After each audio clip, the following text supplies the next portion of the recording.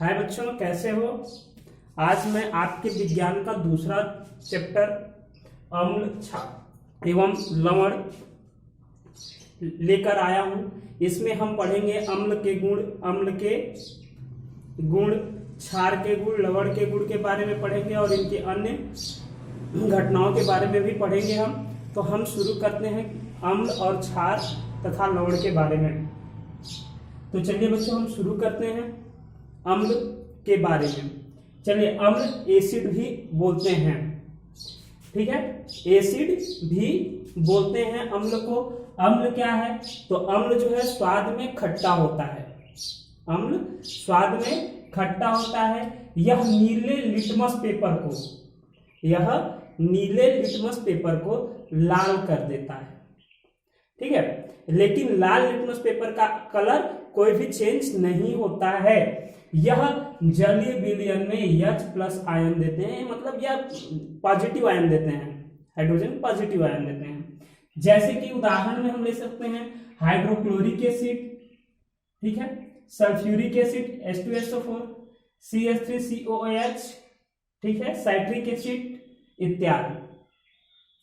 अब हम आते हैं, अम्ल दो प्रकार के होते हैं, एक सांद्र अम्ल और दूसरा तनु अम्ल।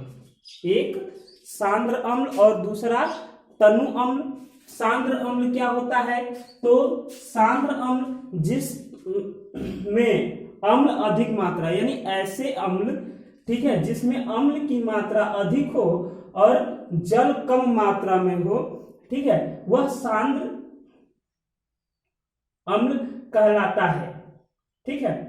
अब इसमें क्या होता है कि इसको तनु अम्ल में बनाने के लिए इसमें अगर हम जल मिला दें तो यह तनु अम्ल में बन जाता है।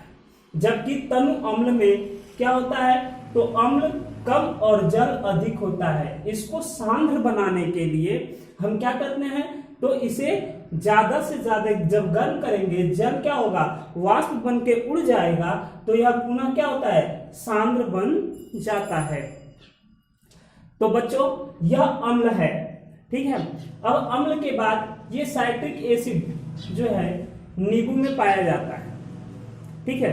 नींबू किस अम्ल के कारण खट्टा होता है? तो साइट्रिक एसिड के कारण, ये ध्यान दें। अब आते हैं क्षारक, जिसे हम बेस भी कहते हैं। क्षारक क्या होता है? तो यह स्वाद में कड़वे होते हैं, ये तीखे मतलब कड़वे होते हैं, ठीक है। यह लाल लिटमस पेपर को नीला में बदल देता है। यह लाल लिटमस पेपर को नीला में बदल देता है। यह जलीय विलयन में, किसका? जलीय विलयन में OH- आयन देते हैं, जैसे sodium hydroxide, potassium hydroxide, ammonia hydroxide इत्यादि, ठीक है। अब क्षार किसे कहेंगे? क्षार किसे कहेंगे? तो जल में घुलनशील क्षारक को क्षार कहते हैं, यानी वह क्षार जो क्या हो, जल में घुल जाए, उसे हम क्या कहेंगे? क्षार कहते हैं। अब आते हैं सूचक। सूचक किसे कहेंगे?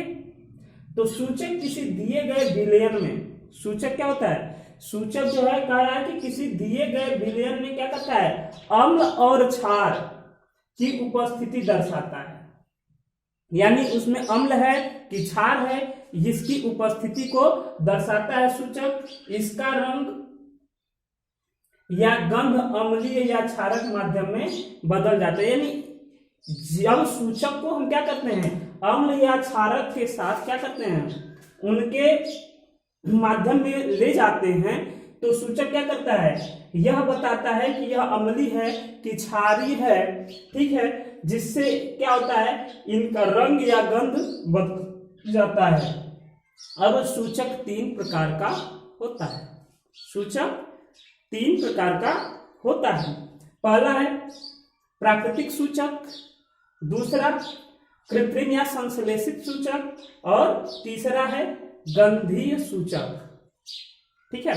अब हम आते हैं प्राकृतिक सूचक के बारे में जानते हैं। प्राकृतिक सूचक क्या होता है?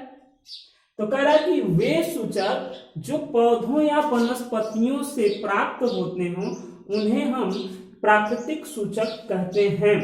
जैसे लिटमस, ठीक है, अगर लिटमस पेपर को, लाल लिटमस पेपर को अभी हम बताए हैं, ठीक है, क्या किया जाए, क्षार को क्या करता है लाल लिटमस पेपर, क्षार में यह नीला हो जाता है, ठीक है, क्षार में यह नीला हो जाता है, जबकि नीला लिटमस पेपर लाल हो जाता है। अब हल्दी तो आप लोग के पास मतलब उपलब्ध होगा, घर में खाते भी होंगे हल्दी।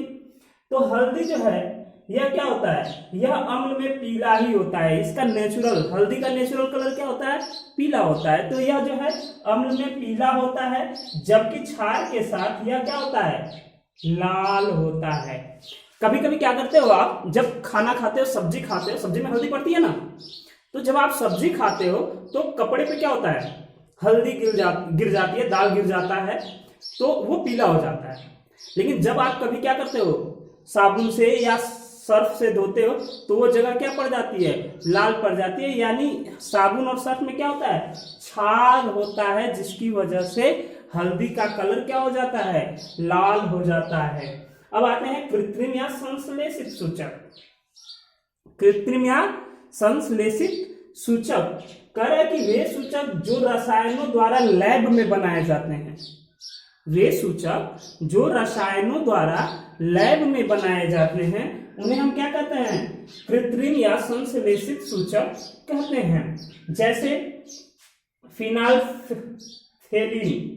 फिनाल्फथेलिन, यह क्या होता है, यह जो है अम्ल में अपरिवर्तित रहता है, यानी इसका कलर चेंज नहीं होता है। लेकिन जब यह क्षार में, इसको हम क्षार को जब हम चेक करते हैं तो इसका कलर गुलाबी या गाढ़ा बैंगनी हो जाता है, ठीक है। और दूसरा है मेथिल ऑरेंज। मेथिल ऑरेंज क्या होता है, तो यह अम्ल में लाल और क्षार में इसका कलर क्या हो जाता है, पीला हो जाता है। अब आते हैं हम गंधीय सूचक, ठीक ना।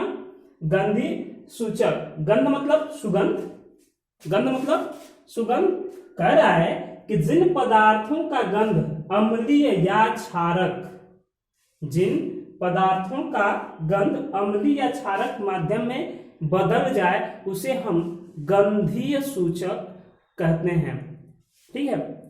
गंधीय सूचक क्या होगा, तो जैसे कि प्याज का रस, कह रहा है कि प्याज का रस जब अम्ल के साथ आता है तो इसका गंध क्या होता है, बढ़ जाता है, तीक्ष्ण हो जाता है, ठीक है। यानी जब प्याज के रस का गंध क्या हो, बढ़ जाए, तो समझिए कि वह पदार्थ क्या है, अम्ल है, ठीक है।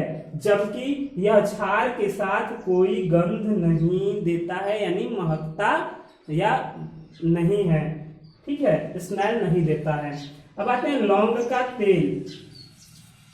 लौंग का तेल अम्ल के साथ जैसे वह गंध देता है वैसे ही देता है, जबकि क्षारक के साथ कोई गंध नहीं देता है, ठीक है। इसके बाद वैनिला, ठीक है, आइसक्रीम में आप लोग खाते हो वैनिला फ्लेवर, है ना। तो वैनिला यानी यह भी जो है अम्ल में इसका जो है सुगंध क्या होता है, समान होता है, यानी यह क्या होता है, चेंज नहीं होता है, जैसे उसका फ्लेवर का गंध होता है वैसे ही होता है, ठीक है। जबकि क्षार में इसमें कोई गंध नहीं आती है, ठीक है। आज के लिए हम क्या क्या पढ़े, तो अम्ल पढ़े, अम्ल के प्रकार पढ़े, सांद्र अम्ल, तनु अम्ल, ठीक है। क्षारक पढ़े, क्षारक के बाद क्षार पढ़े, सूचक पढ़े, सूचक के प्रकार पढ़े, प्राकृतिक सूचक, कृत्रिम या संश्लेषित सूचक और गंधीय सूचक के बारे में। इसके आगे का टॉपिक हम अगले वीडियो में पढ़ेंगे, ठीक है। यह वीडियो कैसा लगा आप लाइक और कमेंट करके जरूर बताएं। जो भी क्वेश्चंस इस चैप्टर से या पिछले चैप्टर से आपको न समझ में आते हो, जरूर हमें कमेंट में बताएं, हम जरूर आपके समस्या का समाधान करेंगे।